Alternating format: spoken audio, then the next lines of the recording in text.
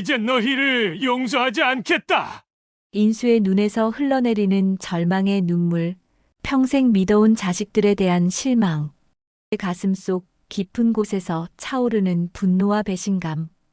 병실에서 잠든 척하던 인수는 복도에서 들려오는 자식들의 냉혹한 대화를 들어버렸다. 아버지, 오래 못 사실 텐데. 치료비 아끼고 남는 건 우리가 나눠 가지자. 어차피 나중에는 다 우리 몫인데 이런 식으로 병원비로 날리는 것보다 낫지. 오늘 사연 시작하기 전에 무료 버튼인 구독과 좋아요 꼭 눌러주세요. 그러면 여러분들에게 복이 찾아올 거예요. 겨울밤 10시가 넘으면 도심 아파트 단지는 고요해집니다. 가로등 불빛만이 차가운 바람에 흔들리는 나뭇가지 그림자를 벽면에 그려내죠.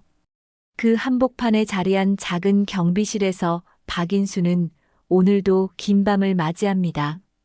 72살의 박인수는 평생을 교단에서 보낸 은퇴교사입니다. 40년간 아이들에게 국어를 가르치며 살아온 그가 이제는 아파트 야간 경비원으로 일하고 있습니다.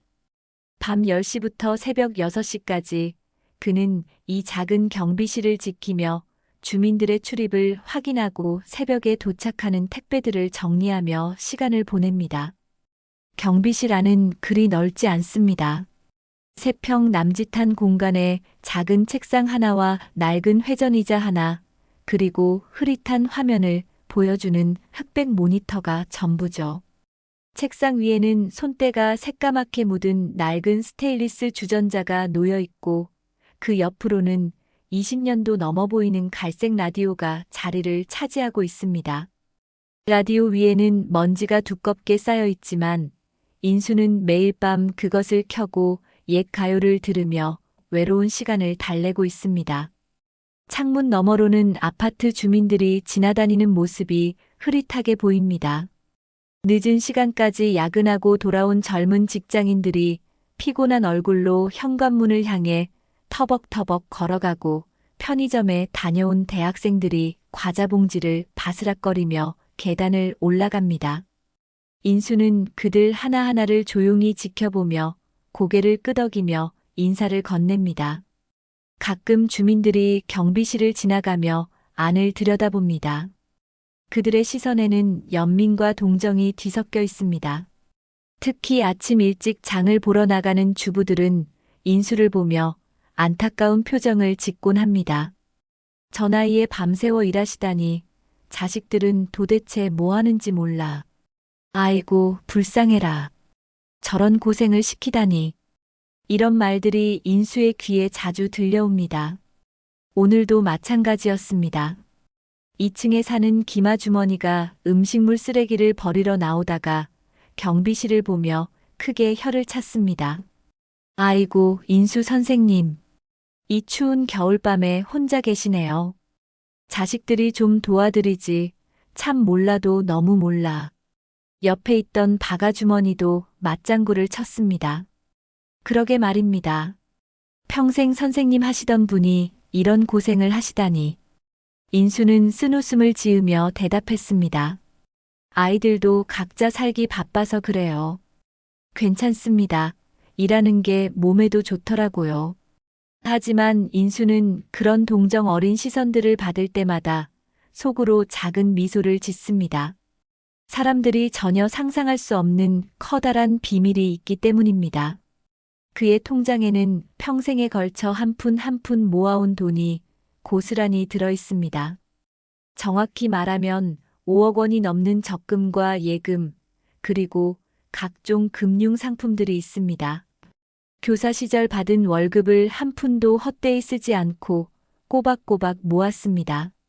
먼저 세상을 떠난 아내와 함께 알뜰살뜰하게 살림을 꾸려가며 절약하는 습관을 들였고 퇴직금 역시 한 푼도 건드리지 않고 그대로 불려왔습니다.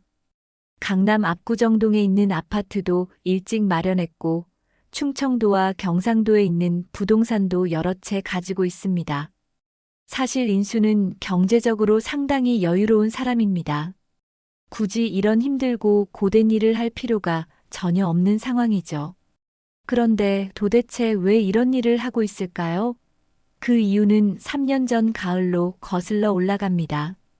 아들 재민이 회사에서 진행하는 사업이 어려워졌다며 급하게 자금 지원을 요청했을 때였습니다. 인수는 망설임 없이 3천만 원이라는 큰 돈을 건네줬습니다. 아들이 어려울 때 도와주는 것이 아버지의 당연한 도리라고 생각했으니까요. 하지만 그로부터 며칠 뒤 재민이 친구들과 술자리에서 나눈 통화를 우연히 들었습니다. 우리 아버지가 돈 좀 줬다고 은근히 생색내려고 하더라. 어차피 나중에 유산으로 다 우리가 받을 건데 뭘 그렇게 큰 소리치고 난리야. 그 말을 듣는 순간 인수의 가슴이 철렁 내려앉았습니다. 마치 찬물을 머리부터 뒤집어 쓴 것 같은 기분이었습니다. 딸 수진도 비슷했습니다. 명절 때 용돈을 주면 아버지, 요즘 물가가 얼마나 올랐는데 이것밖에 안 되나요? 라며 노골적으로 아쉬워하는 표정을 숨기지 않았습니다. 생일 선물을 사주면 이왕 사주는 거 좀 더 좋은 걸로 하시지라고 말하곤 했습니다. 자식들이 자신을 하나의 현금 입출금기 기계처럼 여기고 있다는 생각이 들어 가슴이 답답했습니다. 그동안 아버지로서 베풀어온 모든 사랑과 희생이 당연한 것으로 받아들여지고 있다는 사실이 너무나 가슴 아팠습니다. 평생 자식들을 위해 살아왔는데 정작 그들은 아버지의 마음보다는 아버지의 지갑에만 관심이 있는 것 같았습니다. 과연 이들이 진정으로 아버지를 사랑하는 것일까? 아니면 단순히 경제적 이익 때문에 좋은 관계를 유지하려는 것일까 하는 의문이 들기 시작했습니다. 그날 밤 인수는 잠을 이루지 못했습니다. 천장을 바라보며 생각에 생각을 거듭한 끝에 한 가지 결심을 했습니다. 자신이 가난한 척하며 자식들의 진짜 마음을 확인해 보기로 말입니다. 과연 돈이 없는 아버지를 어떻게 대할지, 진정으로 자신을 걱정하고 사랑하는 마음이 있는지 직접 확인해 보고 싶었습니다. 그래서 시작한 것이 바로 이 야간 경비 일이었습니다. 주변 사람들에게는 퇴직 후 경제적으로 어려워져서 생계를 위해 어쩔 수 없이 일한다고 말했습니다. 자식들에게도 마찬가지로 퇴직금은 어머니 병원비와 각종 의료비로 다 써버렸고 연금만으로는 생활비가 부족해서 일해야 한다고 둘러댔습니다. 처음에는 자식들이 깜짝 놀라며 극구 말렸습니다. 아버지, 그런 힘든 일은 하지 마세요. 저희가 매달 용돈 드릴게요. 하지만 인수가 괜찮다. 집에만 있으면 답답하고 일하는 게 건강에도 좋다고 완강히 거부하자 그들도 더 이상 강하게 말하지 않았습니다. 오히려 어디선가 안도의 기색이 보이는 것 같았습니다. 인수는 경비실 회전의자에 몸을 맡기고 깊은 생각에 잠깁니다. 과연 앞으로 자식들이 어떤 모습을 보일지, 그들의 진짜 속마음은 무엇일지 궁금하면서도 한편으로는 두려웠습니다. 혹시 자신이 예상하는 것보다 훨씬 더 실망스럽고 충격적인 모습을 보게 될까 봐서 말입니다. 라디오에서는 이미자의 동백 아가씨가 애절하게 흘러나오고 있었습니다. 동백꽃 하얀 마음 그 누가 알리오. 인수는 그 구슬픈 노래를 들으며 어둠 속 창밖을 바라봅니다. 까만 밤하늘에는 별들이 총총히 박혀 있고 멀리 큰 길에서는 간헐적으로 택시와 심야버스 소리가 들려옵니다. 평온해 보이는 겨울밤이지만 그의 마음만큼은 복잡하고 무거웠습니다.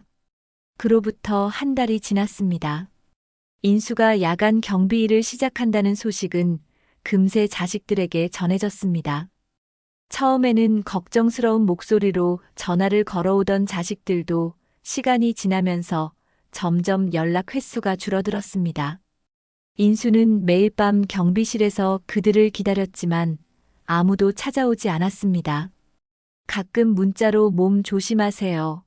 너무 무리하지 마세요라는 짧은 안부만 받을 뿐이었습니다. 그러던 어느 금요일 저녁 9시쯤 경비실 문이 급하게 열렸습니다. 아들 박재민이 다급한 표정으로 들어왔습니다. 45살의 재민은 중소기업에서 부장으로 일하고 있었는데 평소보다 얼굴이 많이 상기되어 있었고 이마에는 식은땀까지 맺혀 있었습니다. 손에는 검은색 서류 가방을 꽉 쥐고 있었고 정장 차림이지만 넥타이는 느슨하게 풀어져 있었습니다. 아버지, 안녕하세요. 재민은 경비실을 둘러보며 말했습니다.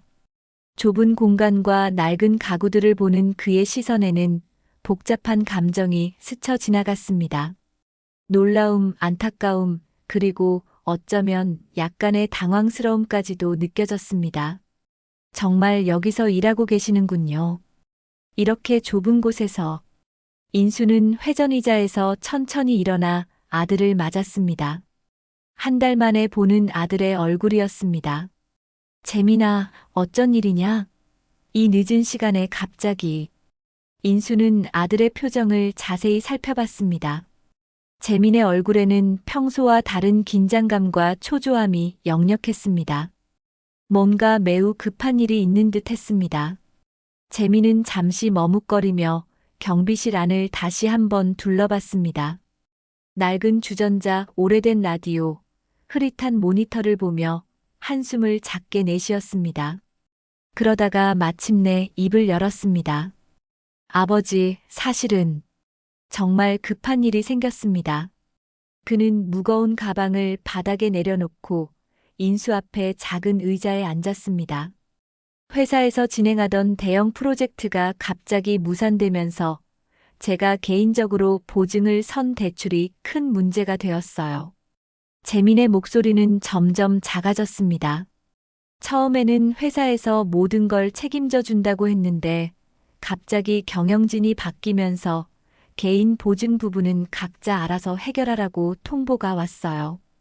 인수는 아들의 말을 조용히 들으며 고개를 끄덕였습니다. 재민의 목소리에는 절박함과 두려움이 섞여 있었습니다. 은행에서 이번 달 말까지 갚지 못하면 강제 집행에 들어가겠다고 최후 통첩을 보내왔습니다. 집까지 압류당할 수도 있다고 하네요. 정말 급해요, 아버지. 얼마나 필요한데? 인수가 차분하게 물었습니다. 아들의 절박한 상황을 이해하면서도 마음 한편으로는 이 순간을 통해 아들의 진짜 마음을 확인해 볼 수 있겠다는 생각이 들었습니다. 재민은 잠시 망설이다가 떨리는 목소리로 대답했습니다. 2천만 원이에요. 원래는 3천만 원이었는데 제가 있는 돈 다 긁어 모아서 1,000만 원은 마련했어요. 정말 이번이 마지막입니다. 다시는 절대로 이런 일로 아버지께 부탁드리지 않을게요. 인수는 아들의 얼굴을 자세히 들여다봤습니다. 진짜 어려운 상황인 것 같았고 재민도 나름대로 최선을 다해 해결하려고 노력한 흔적이 보였습니다. 하지만 동시에 뭔가 이상한 느낌도 들었습니다. 예전 같으면 이런 상황에서 즉시 도와줬을 텐데 이번에는 전혀 다른 반응을 보이기로 마음먹었습니다. 재민아. 인수가 천천히 말을 시작했습니다. 목소리에는 진짜 미안함이 묻어 있었습니다. 아버지도 요즘 형편이 정말 어렵다. 이 경비일로 겨우 한 달에 110만 원 정도 벌고 있고 생활비 빼고 나면 남는 게 거의 없어. 인수는 일부러 깊은 한숨을 쉬며 고개를 저었습니다. 통장에 비상금이라고 해봐야 기껏해야 100만 원 정도밖에 없다. 재민의 얼굴이 순간 굳어졌습니다. 예상과 완전히 다른 대답에 당황하는 기색이 역력했습니다. 눈을 깜빡거리며 잠시 말을 잃었다가 다시 물었습니다. 아버지, 정말 그게 다예요? 퇴직금은 어떻게 된 거예요? 분명히 목돈이 있으실 텐데. 퇴직금은 내 어머니 마지막 병원비랑 장례비로 다 나갔잖니. 인수는 쓸쓸하게 말하며 창밖을 바라봤습니다. 그때 너희들한테 분명히 말했잖니. 아버지 혼자서 다 처리하겠다고. 중환자실비, 수술비, 각종 치료비까지 합치니까 정말 많이 들었어. 재민은 한동안 말을 잃고 앉아 있었습니다. 그러다가 다시 간절한 목소리로 말했습니다. 그럼 아버지가 가지고 계신 부동산이라도 잠시 담보로 대출을 받으시면 안 될까요? 제가 꼭 갚을게요. 정말 급한 상황이에요. 인수는 천천히 고개를 저었습니다. 집은 이미 영모기지론을 받아놨다. 매달 연금처럼 받는 그 돈으로 겨우 생활하고 있어. 다른 부동산도 다 정리했고, 이것은 물론 새빨간 거짓말이었습니다. 하지만 인수는 끝까지 연기를 계속했습니다. 나이 들어서 벌이가 없으니까 어쩔 수 없이 그렇게 할 수밖에 없었어. 재민의 표정이 점점 어두워졌습니다. 희망이 꺾이는 듯한 표정이었습니다. 그럼 정말 도와주실 방법이 전혀 없는 건가요? 그의 목소리에서 실망감이 뚜렷하게 묻어나기 시작했습니다. 아버지에게서 도움을 받을 수 없다는 현실을 받아들이기 어려워하는 듯 했습니다. 정말 미안하다, 재민아. 아버지가 어쩔 수 없구나. 인수는 진심으로 미안한 표정을 지으며 아들의 어깨에 손을 올렸습니다. 차라리 다른 친척들이나 친구들 아니면 회사 동료들한테 부탁해보는 게 어떨까? 나보다는 더 여유가 있을 것 같은데. 재민은 한동안 말없이 앉아 있었습니다. 그의 마음속에서는 여러 가지 복잡한 감정이 교차하고 있는 것 같았습니다. 실망, 당황, 그리고 점점 커져가는 짜증과 분노까지도 느껴졌습니다. 아버지가 정말 돈이 없다는 사실보다는 도움을 받을 수 없다는 현실 자체에 더 화가 나는 것 같았습니다. 그때 인수의 낡은 휴대폰이 시끄럽게 울렸습니다. 화면을 보니 딸 수진에게서 온 전화였습니다. 여보세요, 수진아. 인수는 재민을 바라보며 전화를 받았습니다. 아버지, 지금 시간 있으세요? 정말 급한 일이 있어서 연락드렸어요. 수진의 목소리도 평소와 달리 매우 다급하고 떨리고 있었습니다. 남편이 갑자기 회사에서 구조조정으로 권고사직을 당했어요. 아무 예고도 없이 갑자기요. 아이들 학원비가 이번 달에 밀렸는데 어떻게 해야 할지 모르겠어요. 인수는 재민을 의식하며 전화를 받았습니다. 아들도 동생의 절박한 목소리를 똑똑히 들을 수 있었습니다. 그래, 얼마나 필요한데? 일단 큰아이, 작은아이 학원비만 해도 200만 원이에요. 그리고 당분간 남편이 새 직장을 구할 때까지 생활비도 부족할 것 같고. 수진의 목소리에는 울음이 섞여 있었습니다. 아버지밖에 부탁할 곳이 없어요. 시댁은 형편이 더 어렵고 친구들한테는 차마 말하기가. 인수는 딸에게도 아들에게 했던 것과 똑같은 대답을 했습니다. 수진아, 아버지도 요즘 형편이 정말 어려워서 그래. 경비일로 겨우 생활하고 있는 상황이라 도와주고 싶어도 여건이 안 된다. 전화기 너머로 수진의 깊은 한숨소리가 들렸습니다. 그리고 약간의 침묵이 흐른 뒤 차가운 목소리로 말했습니다. 아, 그래요? 알겠습니다. 죄송해요, 아버지. 괜히 부담 드렸네요. 전화가 뚝 끊어졌습니다. 재민은 그 전화를 듣고 더욱 침울해졌습니다. 자신만 어려운 상황이 아니라는 것을 깨달았고, 동시에 아버지로부터 도움을 받을 수 없다는 현실을 완전히 받아들여야 했습니다. 하지만 그의 얼굴에는 이해보다는 불만이 더 크게 드러나고 있었습니다. 재민은 자리에서 일어나며 서류 가방을 집어들었습니다. 그의 움직임에는 명백한 불만과 실망이 배어 있었습니다. 그럼 저는 이만 가보겠습니다. 목소리는 처음 들어왔을 때의 간절함이 완전히 사라져 있었고 대신 차가운 냉랭함이 자리 잡고 있었습니다. 재민아, 정말 미안하다. 아버지가 더 젊고 능력이 있었다면. 인수가 아들을 붙잡으려 했지만 재민은 이미 문 쪽으로 성큼성큼 걸어가고 있었습니다. 등 뒤에서 들려오는 아버지의 목소리에도 돌아보지 않았습니다. 괜찮습니다, 아버지. 어쩔 수 없는 일이죠. 재민의 말에는 냉랭함과 함께 약간의 비꼬는 툭까지 섞여 있었습니다. 앞으로는 이런 일로 찾아뵙지 않겠습니다. 그럼 몸 조심하세요. 문이 쾅 하고 닫히며 재민이 떠난 후 경비실은 다시 깊은 정적에 쌓였습니다. 인수는 창문을 통해 아들이 멀어져가는 뒷모습을 바라봤습니다. 재민의 걸음걸이에는 분명히 실망과 분노가 묻어 있었습니다. 주차장으로 향하는 그의 모습에서는 더 이상 아버지에 대한 걱정이나 애정을 찾아볼 수 없었습니다. 인수는 의자에 다시 앉아 깊은 생각에 잠겼습니다. 예상했던 대로였습니다. 자식들이 경제적 어려움에 처했을 때 가장 먼저 아버지를 찾아왔고 도움을 받을 수 없다는 것을 알자마자 태도가 급격히 변했습니다. 따뜻한 관심이나 진짜 걱정보다는 실망과 불만이 훨씬 크게 느껴졌습니다. 그로부터 며칠이 지났습니다.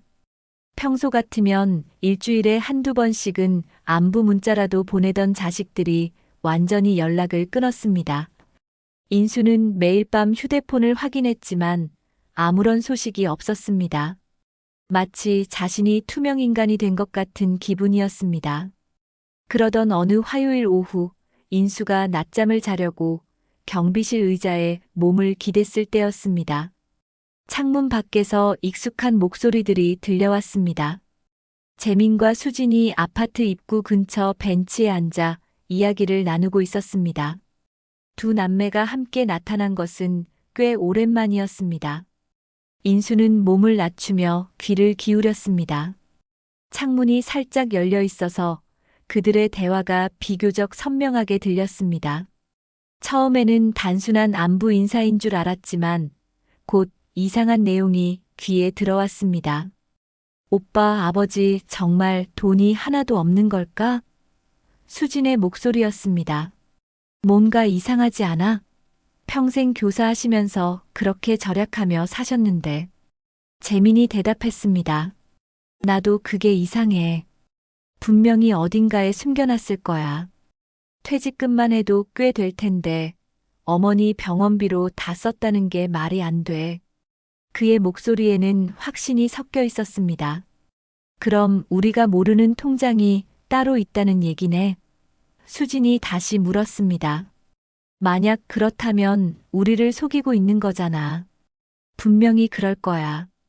재민의 목소리가 점점 커졌습니다.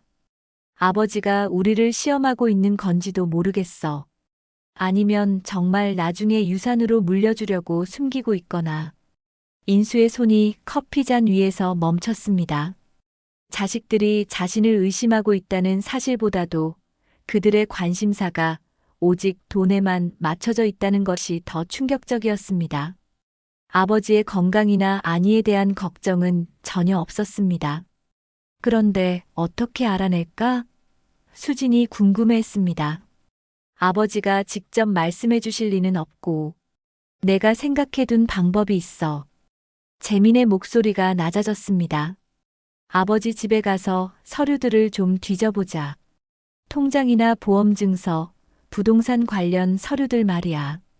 그게 가능할까? 아버지가 계시는데. 수진이 망설이는 듯 했습니다. 아버지는 야근하시잖아. 낮에 집에 가면 주무시고 계실 테니까 조용히 찾아보면 돼. 재민의 계획은 이미 구체적으로 세워져 있는 것 같았습니다. 분명히 어딘가에 숨겨뒀을 거야. 인수는 그들의 대화를 들으며 가슴이 철렁 내려앉았습니다. 자식들이 자신을 아버지가 아니라 돈주머니로만 보고 있다는 사실을 확실히 깨달았습니다. 넌 나를 아버지가 아니라 돈으로만 보는구나. 마음속으로 중얼거리며 쓴웃음을 지었습니다. 하지만 오빠, 만약 정말 돈이 없다면 어떡해? 수진이 다시 물었습니다. 그럼 우리가 아버지를 의심한 게 되는 거잖아. 설마 정말 없겠어? 아버지가 그렇게 무계획적인 분이 아니시잖아. 재민은 여전히 확신에 차 있었습니다. 분명히 우리 모르게 뭔가 준비해 놓으셨을 거야. 다만 지금은 우리한테 말씀 안 하시는 거지. 두 남매의 대화는 계속되었습니다. 그들은 아버지의 숨겨진 재산을 찾는 방법에 대해서만 이야기했습니다. 인수의 건강이나 힘든 야간 근무에 대한 걱정은 한마디도 나오지 않았습니다. 오히려 아버지가 거짓말을 하고 있다고 의심하며 불쾌해하는 기색이 역력했습니다. 그럼 이번 주말에 한번 가보자. 재민이 결론을 내렸습니다. 아버지가 주무실 시간에 조용히 들어가서 찾아보면 될 거야. 알겠어, 오빠. 그런데 만약 찾지 못하면? 수진의 목소리에는 여전히 의구심이 있었습니다. 그때는 직접 물어보자. 우리도 어려운 상황인데 아버지가 도와주지 않으시면 앞으로 어떻게 살라는 거냐고. 재민의 말에는 원망이 섞여 있었습니다. 인수는 창틀을 꽉 움켜쥐었습니다. 자식들의 진짜 마음을 확인하려던 자신의 계획이 성공한 셈이었지만 그 결과는 예상보다 훨씬 더 충격적이었습니다. 평생 자식들을 위해 살아왔는데 정작 그들은 아버지보다는 아버지가 가진 돈에만 관심이 있었습니다. 두 남매는 잠시 더 이야기를 나눈 뒤 각자 헤어졌습니다. 재민은 자신의 차로 향했고 수지는 버스 정류장 쪽으로 걸어갔습니다. 그들의 걸음걸이에는 마치 중요한 계획을 세운 듯한 만족감이 느껴졌습니다. 인수는 경비실에 혼자 남아 깊은 생각에 잠겼습니다. 지금까지는 단순히 자식들이 돈에 관심이 많다고 생각했지만 오늘 들은 대화로 인해 상황이 훨씬 심각하다는 것을 깨달았습니다. 그들은 아버지가 자신들을 속이려 한다고 의심하고 있었고 심지어 몰래 집을 뒤지려는 계획까지 세우고 있었습니다. 라디오에서는 슬픈 발라드가 흘러나오고 있었습니다.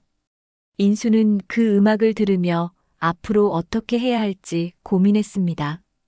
자식들의 진짜 모습을 더 확실히 확인하기 위해서는 좀 더 기다려봐야 할 것 같았습니다. 하지만 그 과정이 얼마나 더 아플지는 예상할 수 없었습니다. 그 대화를 들은 지 며칠 후 인수는 한 가지 시험을 해보기로 마음먹었습니다. 자식들이 정말로 자신의 숨겨진 재산에만 관심이 있는지 확실히 알아보고 싶었습니다.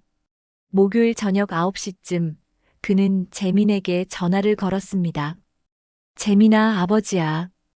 인수의 목소리에는 일부러 희망적인 톤을 섞었습니다. 혹시 지금 시간 있으면 경비실로 좀 와줄 수 있겠니? 내가 그렇게 어려워하는 일 때문에 혹시 방법이 있을지도 모르겠어서 말이야. 재민의 목소리가 즉시 밝아졌습니다. 정말요, 아버지? 무슨 좋은 소식이 있으신 건가요? 지금 바로 갈게요. 평소와는 전혀 다른 적극적이고 흥분된 반응이었습니다. 며칠 전 차갑게 돌아갔던 모습과는 완전히 달랐습니다. 재민이 경비실에 도착하는 데 걸린 시간은 고작 15분이었습니다. 평소에는 바쁘다며 1시간도 넘게 걸리곤 했는데 이번에는 정말 빨랐습니다. 그는 숨을 헐떡이며 경비실 문을 열었고 얼굴에는 기대감이 가득했습니다. 아버지, 무슨 좋은 소식이 있으신가요? 재민은 의자에 앉으며 간절한 눈빛으로 인수를 바라봤습니다. 눈빛도 며칠 전과는 완전히 달라져 있었습니다. 인수는 천천히 말을 시작했습니다. 사실은 말이야. 어젯밤에 잠이 안 와서 이것저것 생각해 보다가 문득 떠오른 게 있어. 그는 일부러 조심스럽게 말했습니다. 예전에 내 어머니랑 같이 넣어둔 적금이 하나 있었는데 그게 혹시 아직 남아있을지도 모르겠더라고. 이것은 완전히 거짓말이었지만 재민의 반응을 정확히 확인하기 위한 것이었습니다. 재민의 눈이 번쩍 빛났습니다. 정말요? 그럼 그 적금이 아직 살아있다는 건가요? 얼마나 되는데요? 정확히는 모르겠는데 기억으로는 한 3천만 원 정도는 될 것 같아. 인수는 일부러 확실하지 않은 듯이 말했습니다. 너무 오래전 일이라 확실하지 않지만 내일 은행에 가서 확인해 봐야겠어. 혹시 정말 있다면 내 도움이 될 수 있을 텐데. 그 순간 재민의 태도가 극적으로 달라졌습니다. 며칠 전까지만 해도 차갑고 냉랭했던 모습은 온데간데 없이 사라지고 마치 완전히 다른 사람이 된 것처럼 따뜻하고 다정하게 굴기 시작했습니다. 아버지, 그럼 제가 내일 은행에 모셔다 드릴까요? 혼자 가시기 힘드실 텐데 제가 차로 모셔다 드리겠습니다. 아니야, 괜찮다. 버스 타고 갈 수 있어. 인수가 손을 저었지만 재미는 전혀 포기하지 않았습니다. 아니에요. 제가 꼭 모셔다 드릴게요.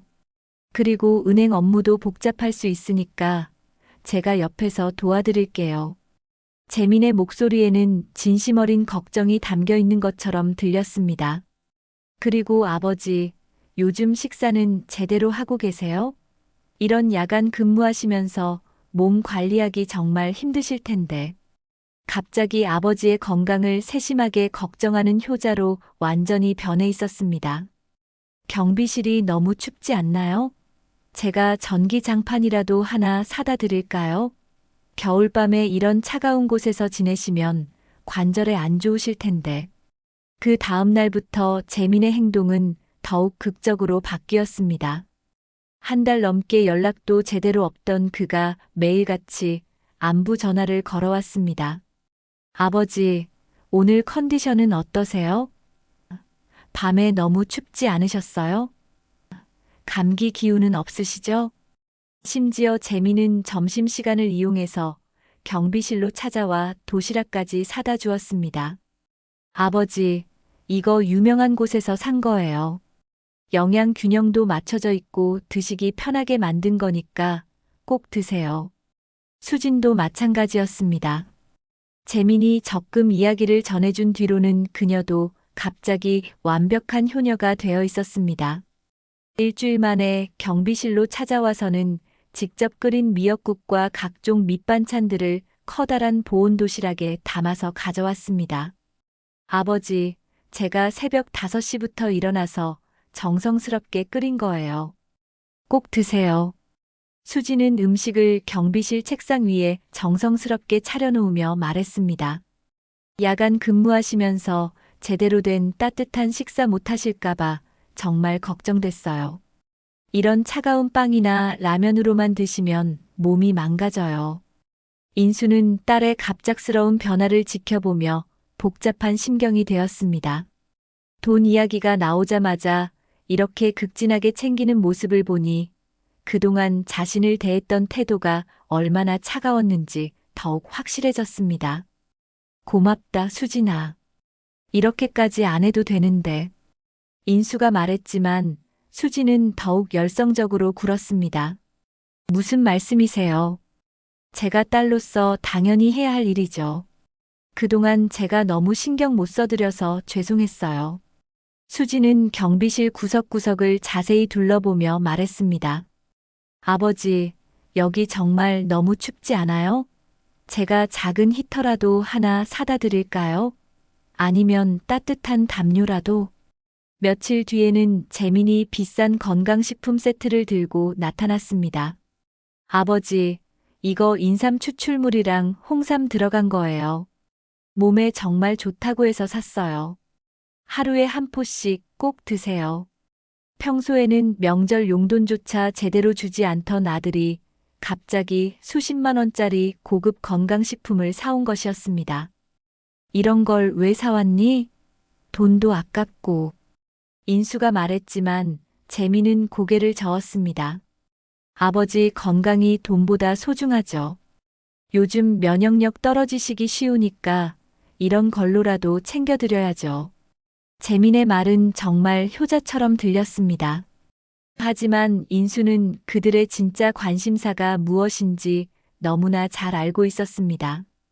대화 중간중간 은근슬쩍 적금에 대한 질문들이 계속 나왔기 때문입니다.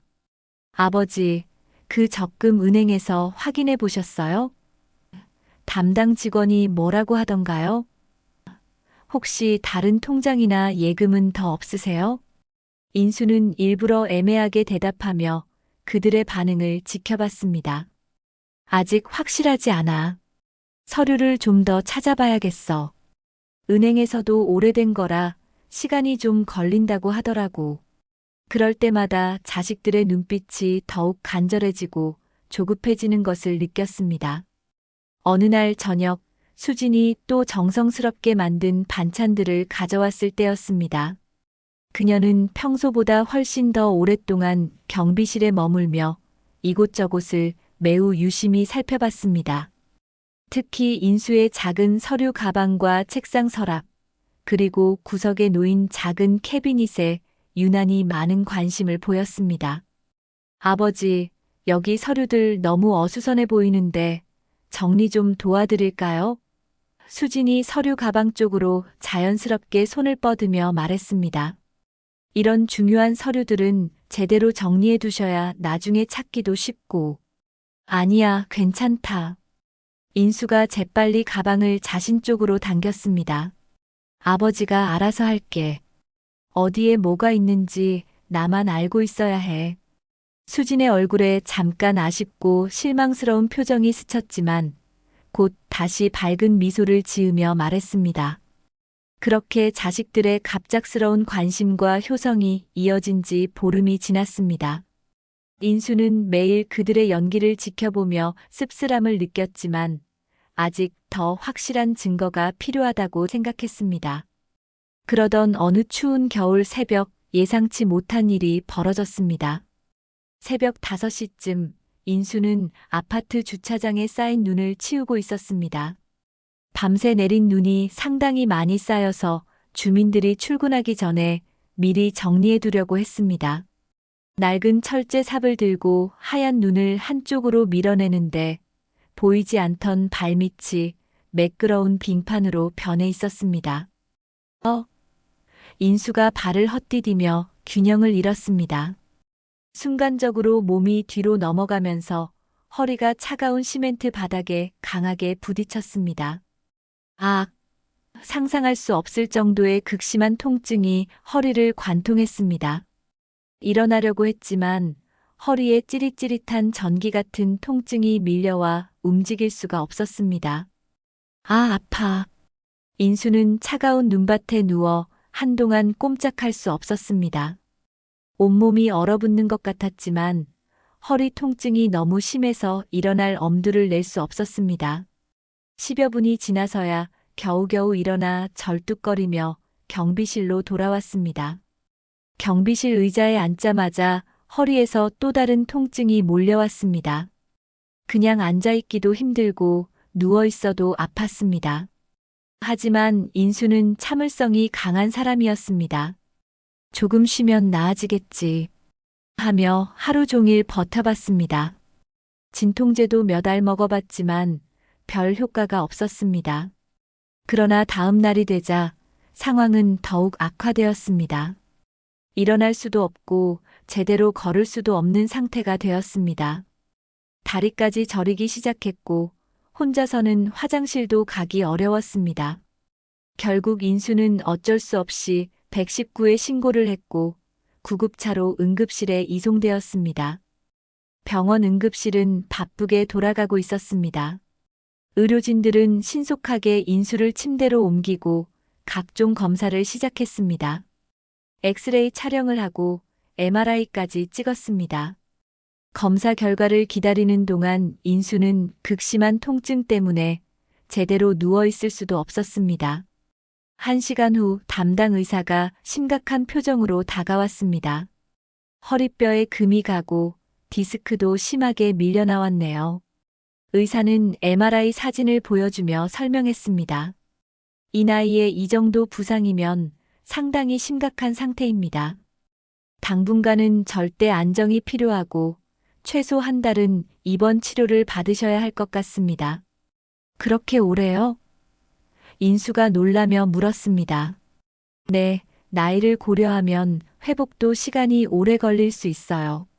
자칫 잘못하면 평생 불편하실 수도 있으니까 초기 치료가 정말 중요합니다. 의사의 말에 인수는 한숨을 깊게 쉬었습니다. 인수는 병실로 옮겨진 후 재민과 수진에게 입원 소식을 알렸습니다. 두 자식은 깜짝 놀라며 즉시 병원으로 달려왔습니다. 아버지, 어떻게 이런 일이? 재민이 걱정스러운 표정을 지었지만 인수는 그의 눈빛에서 뭔가 다른 감정을 읽을 수 있었습니다. 진짜 걱정보다는 당황스러움이 더 큰 것 같았습니다. 괜찮아, 괜찮아. 좀 쉬면 나을 거야. 인수가 약하게 웃으며 말했습니다. 하지만 실제로는 몸을 조금만 움직여도 허리에 칼로 찌르는 듯한 통증이 몰려왔습니다. 아버지, 치료비는 어떻게 하세요? 저희가 준비해 드릴까요? 수진이 물었습니다. 그 질문에서 인수는 묘한 기대감을 느꼈습니다. 아니야, 괜찮다. 아버지가 카드로 결제했어. 인수가 대답하자 두 자식의 표정이 미묘하게 변했습니다. 며칠 후 인수가 병실에서 진통제 때문에 잠시 졸고 있을 때였습니다. 복도에서 간호사와 누군가 대화하는 소리가 희미하게 들려왔습니다. 아드님이 아버님 통장 찾으신다고 원무과에 다녀가셨더라고요. 치료비 결제 때문에 급하신가 봐요. 그 말을 들은 인수의 눈이 번쩍 떠졌습니다. 치료비는 이미 자신이 카드로 결제했다고 분명히 말했는데 재민이 왜 통장을 찾는다고 했을까요? 뭔가 석연치 않았습니다. 혹시 치료비 핑계로 자신의 통장을 확인하려는 것은 아닐까 하는 의심이 들었습니다. 그날 저녁 8시쯤 재민과 수진이 함께 병실로 찾아왔습니다. 그들은 평소처럼 걱정스러운 표정을 지으며 아버지의 안부를 물었습니다. 아버지, 오늘 컨디션은 어떠세요? 많이 아프세요? 간호사들이 잘 챙겨드리나요? 하지만 인수는 그들의 진짜 의도를 파악하기 위해 일부러 잠든 척하기로 했습니다. 진통제를 먹은 후라 잠들기 쉬운 상황이었습니다. 얼마 지나지 않아 규칙적인 숨소리를 내며 깊이 잠든 것처럼 연기했습니다. 아버지가 주무시네. 수진이 작은 목소리로 말했습니다. 그러게. 진통제 때문에 많이 힘드신가 봐. 재민이 대답했지만 그의 목소리에는 진짜 걱정보다는 다른 감정이 묻어 있었습니다. 마치 기다렸다는 듯한 안도감 같은 것이 느껴졌습니다. 잠시 침묵이 흐른 뒤 재민이 더욱 낮은 목소리로 말하기 시작했습니다. 수진아, 솔직히 말해서 의사 선생님 말씀 들어봤지? 아버지 상태가 생각보다 많이 안 좋다고 하던데. 응, 나도 들었어. 회복이 쉽지 않을 거라고 하시더라. 수진이 조심스럽게 대답했습니다. 나이도 72인데다가 이런 큰 부상까지. 솔직히 아버지 오래 못 사실 것 같지 않아? 재민의 말에 인수의 온몸이 얼어붙었습니다. 자식이 아버지에게 할 수 있는 말이 아니었습니다. 오빠, 그런 말하면 안 돼. 수진이 꾸짖듯 말했지만 그녀의 목소리에도 진짜 분노나 충격은 없었습니다. 오히려 형식적인 반응에 가까웠습니다. 아니야, 현실적으로 생각해보자고. 병원비만 해도 하루에 몇십만 원씩 나갈 텐데 이런 식으로 계속 쓰다가는. 재민이 말을 멈췄다가 다시 시작했습니다. 차라리 치료비 아끼고 남는 건 우리가 미리 정리해두는 게 낫지 않을까? 수진도 고개를 끄덕였습니다. 그것도 맞는 말이야. 어차피 나중에는 다 우리 몫인데 이런 식으로 병원비로 다 날리는 것보다는. 그래. 그럴 바에는 우리가 나눠 가지자. 재민의 말에 인수는 가슴속에서 무언가가 산산이 부서지는 것을 느꼈습니다. 어차피 아버지 상태로는 완전히 회복하기도 힘들 테니까. 그럼 언제 집에 가서 통장이랑 서류들 찾아볼까? 수진이 더욱 구체적으로 물었습니다.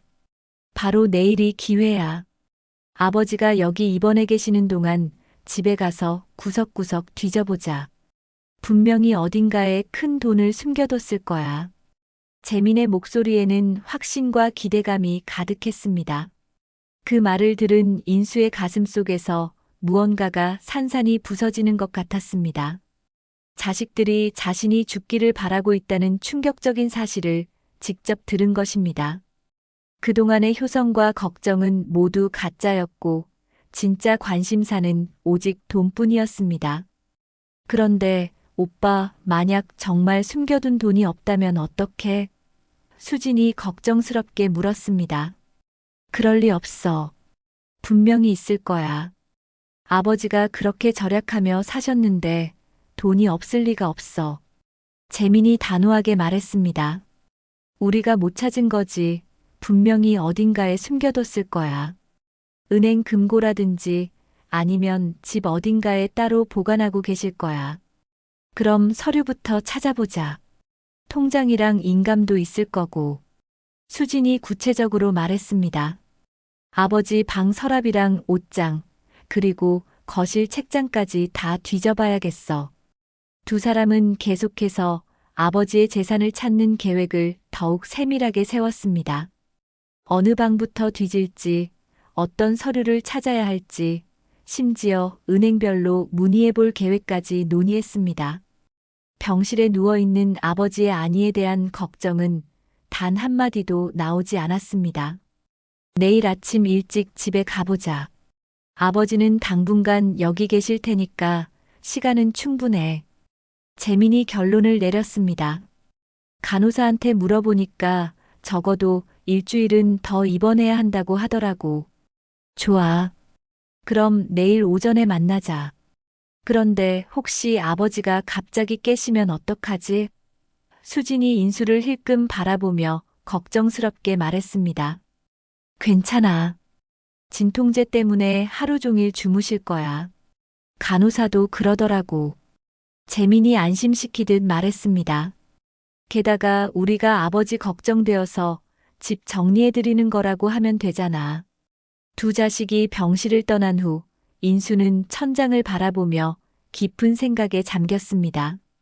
이제 더 이상 망설일 이유가 없었습니다. 자식들의 진짜 모습을 완전히 확인했으니 이제는 자신만의 계획을 세워야 할 때였습니다. 이제 너희를 용서하지 않겠다. 인수는 마음속으로 중얼거렸습니다.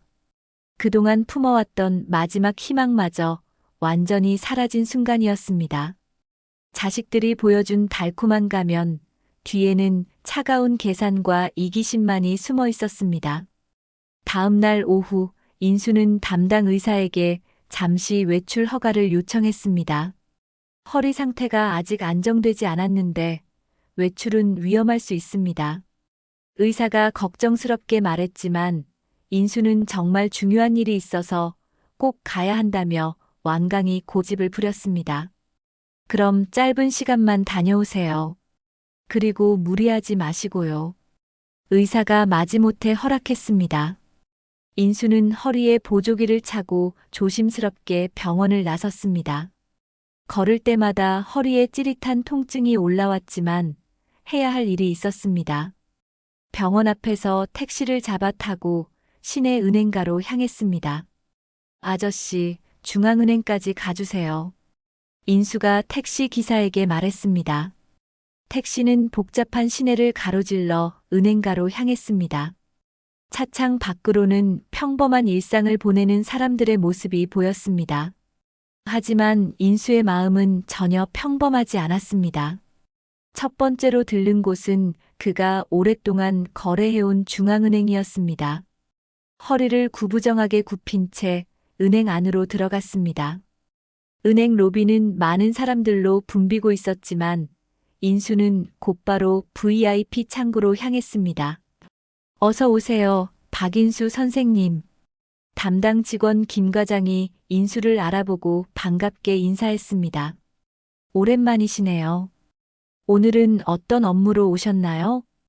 금고를 열어보고 싶습니다. 인수가 간단 명료하게 말했습니다. 김 과장은 신분증과 서명을 확인한 후 인수를 지하 금고실로 안내했습니다. 두꺼운 철문이 열리고 수많은 금고들이 벽면을 빼곡히 채우고 있는 모습이 나타났습니다. 인수는 자신의 금고 번호를 찾아 열쇠를 꽂았습니다. 딸깍 소리와 함께 금고 문이 천천히 열렸습니다. 안에는 여러 개의 통장과 중요한 서류들, 그리고 도장이 깔끔하게 정리되어 있었습니다.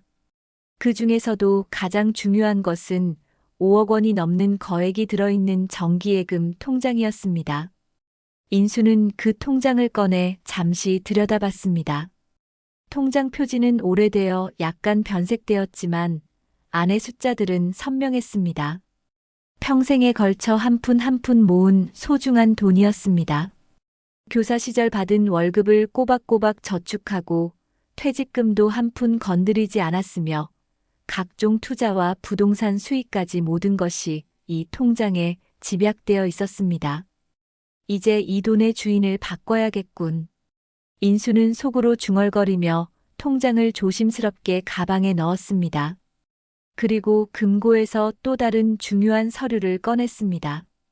바로 몇 년 전에 작성해둔 유언장이었습니다. 유언장을 펼쳐보니 나의 모든 재산은 자식들인 박재민과 박수진에게 균등하게 상속한다는 내용이 적혀 있었습니다. 당시에는 당연히 자식들에게 모든 것을 남겨주려고 했었습니다.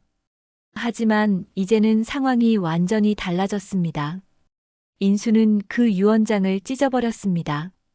종이가 찢어지는 소리가 금고실에 작게 울렸습니다. 이제 새로운 유언장을 써야겠어. 인수는 마음속으로 다짐했습니다. 금고에서 인감과 몇 가지 중요한 서류를 더 챙긴 인수는 은행을 나왔습니다. 다음 목적지는 아파트 근처에 있는 작은 매점이었습니다. 그곳의 사장은 김 여사라는 60대 중반의 여성이었습니다. 인수가 경비 일을 시작한 이후로 자주 인사를 나누며 정이 든 사이였습니다. 택시가 매점 앞에 멈췄습니다. 인수는 요금을 지불하고 조심스럽게 내렸습니다. 매점은 아파트 단지 입구에 위치한 작은 가게였지만 항상 깔끔하게 정리되어 있었고 김 여사의 친절함으로 유명했습니다. 어머, 인수 선생님. 김 여사가 깜짝 놀라며 매점 밖으로 나왔습니다.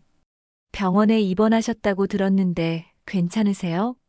허리 많이 다치셨다면서요? 네, 좀 아프긴 하지만 괜찮습니다. 인수가 씁쓸하게 웃으며 대답했습니다. 김 여사님, 혹시 시간 있으시면 잠깐 이야기 좀 할 수 있을까요? 중요한 얘기가 있어서요. 물론이죠. 어서 들어오세요. 김 여사는 인수를 매점 안쪽 작은 휴게 공간으로 안내했습니다. 테이블 하나와 의자 2개가 놓인 소박한 공간이었지만 따뜻한 느낌이 들었습니다. 차라도 한 잔 드릴까요? 고맙습니다. 인수는 의자에 조심스럽게 앉으며 허리를 천천히 펴려고 했습니다. 사실 정말 중요한 부탁이 있어서 찾아왔습니다.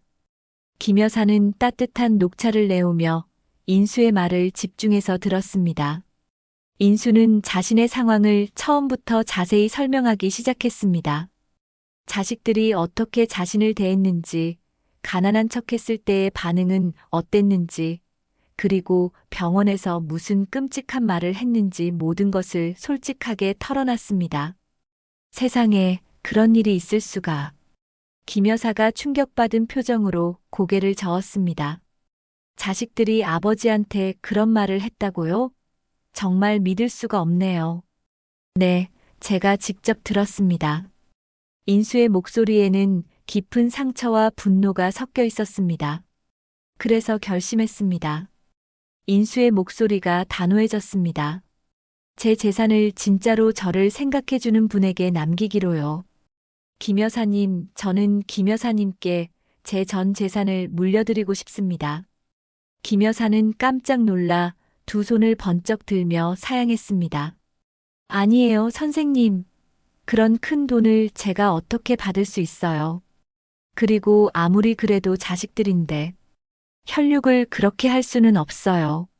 아닙니다. 인수가 김 여사의 손을 잡으며 진지하게 말했습니다. 진짜 가족은 피가 아니라 마음입니다. 그동안 저를 진심으로 걱정해 주시고 챙겨주신 분은 김 여사님 뿐이었어요. 자식들보다도 더 따뜻하게 대해주셨고요. 김 여사는 한참을 고민하다가 조심스럽게 물었습니다. 정말 그런 결심을 하신 거예요? 나중에 후회하지 않으실까요? 네, 확고합니다. 인수가 고개를 끄덕였습니다. 다만 한 가지 부탁이 있습니다. 제가 자식들에게 마지막으로 교훈을 주고 싶어요. 그들이 얼마나 잘못된 생각을 하고 있는지 깨닫게 해주고 싶습니다. 인수는 김 여사에게 자신의 구체적인 계획을 설명했습니다. 새로운 유언장을 작성하고 자식들 앞에서 공개하겠다고 했습니다. 그리고 병원에서 녹음한 대화를 증거로 보여주겠다고 했습니다. 그들이 얼마나 냉정하고 이기적인지 직접 보여줄 겁니다. 인수의 목소리에는 분노와 결의가 섞여 있었습니다. 그래야 정신을 차리겠죠. 그로부터 일주일 후 인수는 퇴원했습니다. 허리는 아직 완전히 낫지 않았지만 일상생활은 가능한 정도로 회복되었습니다. 퇴원 당일 재민과 수진이 병원에 마중 나왔습니다. 아버지, 정말 많이 좋아지셨네요. 재민이 아버지의 가방을 들어주며 밝게 말했습니다. 이제 집에 가셔서 푹 쉬세요. 저희가 잘 챙겨드릴게요. 네, 고맙다. 인수는 자식들의 얼굴을 찬찬히 살펴봤습니다. 그들은 여전히 효자, 효녀인 척하고 있었지만 인수는 이제 그들의 진짜 속마음을 너무나 잘 알고 있었습니다. 그 친절한 미소 뒤에 숨은 계산을 볼 수 있었습니다. 집에 도착한 인수는 며칠 동안 조용히 지내며 집 안 곳곳을 살펴봤습니다. 자식들이 자신이 입원한 동안 집을 뒤진 흔적이 여기저기에 남아 있었습니다. 서랍이 미묘하게 정리되어 있고 책장의 책들 순서가 미세하게 바뀌어 있었습니다. 심지어 침실 옷장 깊숙한 곳까지 뒤져본 흔적이 역력했습니다. 거실 장식장 위의 사진들도 위치가 조금씩 바뀌어 있었고 부엌 찬장의 그릇들도 평소와 다르게 정리되어 있었습니다. 화장실 선반까지 뒤져본 것 같았습니다. 정말 구석구석 빼놓지 않고 찾아본 모양이었습니다. 역시 예상한 대로군. 인수는 씁쓸하게 웃었습니다. 자식들은 아버지가 입원한 틈을 타서 집을 샅샅이 뒤져봤지만 당연히 아무것도 찾지 못했을 것입니다. 중요한 통장과 서류들은 모두 은행 금고에 안전하게 보관하고 있었으니까요. 며칠 뒤 인수는 재민과 수진에게 전화를 걸었습니다. 너희들 이번 주말에 시간 있을 때 집으로 좀 와라. 정말 중요한 얘기가 있다. 무슨 일이세요, 아버지? 재민이 즉시 관심을 보이며 물었습니다. 목소리에 기대감이 묻어 있었습니다. 전화로는 말하기 어려운 일이야. 와서 직접 얘기하자. 둘 다 같이 와야 해. 인수의 목소리에는 평소와 다른 단호함과 진지함이 있었습니다. 알겠습니다. 언제 갈까요? 수진도 급하게 끼어들며 물었습니다. 이번 토요일 오후 2시에 와라. 늦지 말고. 인수가 시간을 정확히 지정했습니다. 그 주 토요일 오후 재민과 수진이 함께 아버지 집을 찾았습니다. 그들은 평소보다 일찍 도착했고 표정도 한결 밝아 보였습니다. 평소처럼 밝은 표정으로 들어왔지만 눈빛 어딘가에는 강한 기대감과 긴장감이 숨어 있었습니다. 아버지, 안녕하세요. 몸은 좀 어떠세요? 재민이 정중하게 인사하며 물었습니다. 많이 좋아지신 것 같아요. 얼굴도 밝아 보이시고. 수진도 덧붙였습니다. 인수는 거실주 소파에 앉아 자식들을 차분히 바라봤습니다. 그리고 천천히 무거운 입을 열었습니다. 너희들을 급하게 부른 이유는 유언장 때문이다. 그 말을 들은 순간 재민과 수진의 눈이 번쩍였습니다. 드디어 기다렸던 순간이 온 것입니다. 그들은 서로 눈을 마주치며 미묘한 미소를 교환했습니다. 아버지, 유언장요? 재민이 목소리를 가다듬으며 조심스럽게 물었습니다. 갑자기 왜 그런 생각을 하세요? 그래. 이번에 병원에 입원하면서 죽음에 대해 많이 생각해 봤는데 언제 무슨 일이 일어날지 모르니까 미리 정리해 두는 게 좋을 것 같더라. 인수가 진지하게 말했습니다. 나이도 있고 몸도 예전 같지 않고. 재민과 수지는 겉으로는 걱정스러운 표정을 지었지만 속으로는 기뻐하고 있었습니다. 드디어 아버지가 재산 이야기를 꺼낸 것입니다. 아버지, 그런 말씀 마세요. 아직 건강하시잖아요. 수진이 형식적으로 만류했지만 그녀의 눈빛은 유원장에 고정되어 있었습니다. 그때 인수가 갑자기 김 여사님 들어오세요라고 불렀습니다. 방문이 열리며 김 여사가 조심스럽게 들어왔습니다. 재민과 수지는 갑자기 나타난 낯선 사람을 보고 크게 당황했습니다. 예상하지 못했던 인물의 등장에 표정이 굳어졌습니다. 이분은 누구세요? 수진이 경계심을 드러내며 물었습니다. 우리 아파트 매점 사장님이야. 그동안 나를 정말 많이 도와주신 분이지. 인수가 차분하게 소개했습니다. 김 여사님은 내가 경비 일할 때부터 지금까지 늘 챙겨주시고 걱정해주셨어. 김 여사는 조금 긴장한 표정으로 재민과 수진에게 정중하게 인사했습니다. 안녕하세요.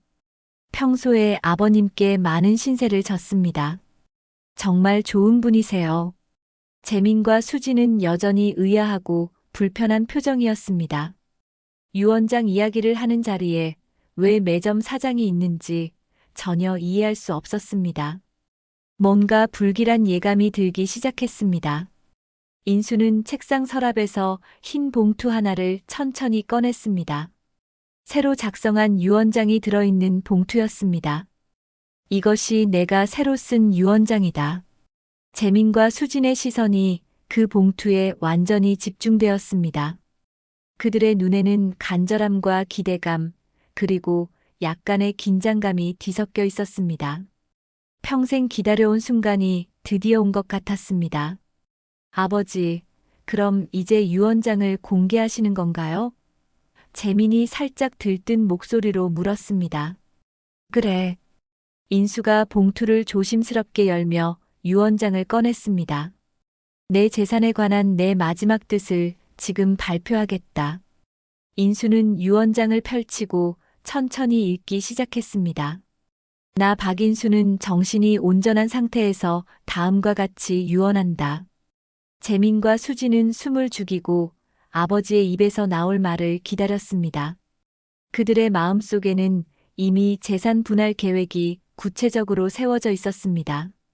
5억 원을 반반씩 나누면 각자 2억 5천만 원, 부동산까지 합치면 더 큰 돈이 될 것이었습니다. 나의 모든 재산, 현금 5억 원과 부동산 3채, 그리고 기타 모든 자산에. 인수가 잠시 멈췄다가 재민과 수진을 똑바로 바라보며 다시 말을 이었습니다. 김 여사에게 전부 증여한다. 순간 거실이 조용해졌습니다. 재민과 수진은 아버지의 말을 제대로 이해하지 못한 것 같았습니다. 마치 외국어를 들은 것처럼 멍하니 아버지를 바라봤습니다. 네, 뭐라고 하셨어요? 수진이 어리둥절한 표정으로 다시 물었습니다. 지금 뭐라고 하신 거예요? 내 재산은 모두 김 여사님께 드린다고 했다. 인수가 더욱 분명하고 단호하게 말했습니다. 한 푼도 남김없이 전부 말이다. 그제서야 재민과 수진의 얼굴이 새하얗게 변했습니다. 믿을 수 없다는 표정으로 아버지를 바라봤다가 다시 김 여사를 쳐다봤다가 또 유언장을 바라봤습니다. 현실을 받아들이기 어려워하는 모습이었습니다. 아버지, 농담이시죠? 재민이 떨리는 목소리로 물었습니다. 설마 정말로 우리는 아무것도 받지 못하는 건가요? 우리가 아버지 친자식인데? 그렇다. 인수의 대답은 차갑고 단호했습니다. 너희는 나를 아버지가 아니라 돈주머니로만 봤으니까. 재민이 갑자기 벌떡 일어나며 유언장을 빼앗으려고 손을 뻗었습니다. 이건 말이 안 돼요. 법적으로도 문제가 있을 거예요. 우리가 아버지의 합법적인 상속인인데 이런 식으로 할 수는 없어요. 그럼 이걸 먼저 들어봐라. 인수가 침착하게 책상에서 작은 디지털 녹음기를 꺼냈습니다. 너희들의 진짜 목소리를 직접 들려줄게. 인수가 재생 버튼을 누르자 녹음기에서 재민과 수진의 목소리가 또렷하게 흘러나왔습니다. 병원 복도에서 나눴던 그 충격적인 대화였습니다. 아버지 오래 못 사실 텐데 치료비 아끼고 남는 건 우리가 나눠 가지자. 그래, 어차피 나중에는 다 우리 몫인데 이런 식으로 병원비로 다 날리는 것보다는. 녹음기에서 흘러나오는 자신들의 냉정한 목소리를 들은 재민과 수진의 얼굴이 돌처럼 굳어졌습니다. 그들은 서로를 바라보며 당황했습니다. 설마 아버지가 그 대화를 들었을 줄은 꿈에도 생각하지 못했습니다. 이게 너희의 진심이다. 인수의 목소리에는 깊은 실망과 분노가 섞여 있었습니다. 내가 죽기를 바라고 치료비까지 아까워하는 것이 바로 너희들의 본 모습이야. 수진이 급하게 변명하려 했습니다. 아버지, 그건 그때 너무 급한 상황이어서 그런 말이 나온 거예요. 진심이 아니었어요. 진심이 아니라고. 인수가 차가운 웃음을 지었습니다. 그럼 내가 가난하다고 했을 때 너희가 보인 태도는 뭐였나? 돈이 있다고 하니까 갑자기 효자효녀가 되고 없다고 하니까 차갑게 돌아서는 것도 진심이 아니었다는 거냐? 재민이 다시 항변했습니다. 아버지, 저희가 잘못 생각한 부분이 있을 수도 있지만 그래도 혈육인데 이렇게까지 하실 필요는 없잖아요. 다시 생각해 보세요. 혈육? 인수가 냉소적으로 반문했습니다. 혈육이라는 게 그렇게 중요하다면 왜 혈육인 아버지가 경비실에서 고생할 때는 신경 쓰지 않았나? 왜 혈육인 아버지가 병원에서 아플 때 죽기를 바랐나? 김 여사가 조용히 말했습니다. 선생님들, 아버님 결정을 존중해드리는 게 어떨까요? 아버님이 얼마나 상처받으셨을지 생각해 보세요. 수진이 김 여사를 향해 화를 냈습니다. 당신이 뭔데 우리 가족 일에 끼어들어요? 우리 아버지를 꼬셔서 이런 일을 만든 거 아니에요? 수진아. 인수가 크게 소리쳤습니다. 김 여사님을 모독하지 마라. 이분은 너희와 달리 진짜로 나를 걱정해 주신 분이야. 인수는 자리에서 일어나 창가로 걸어갔습니다.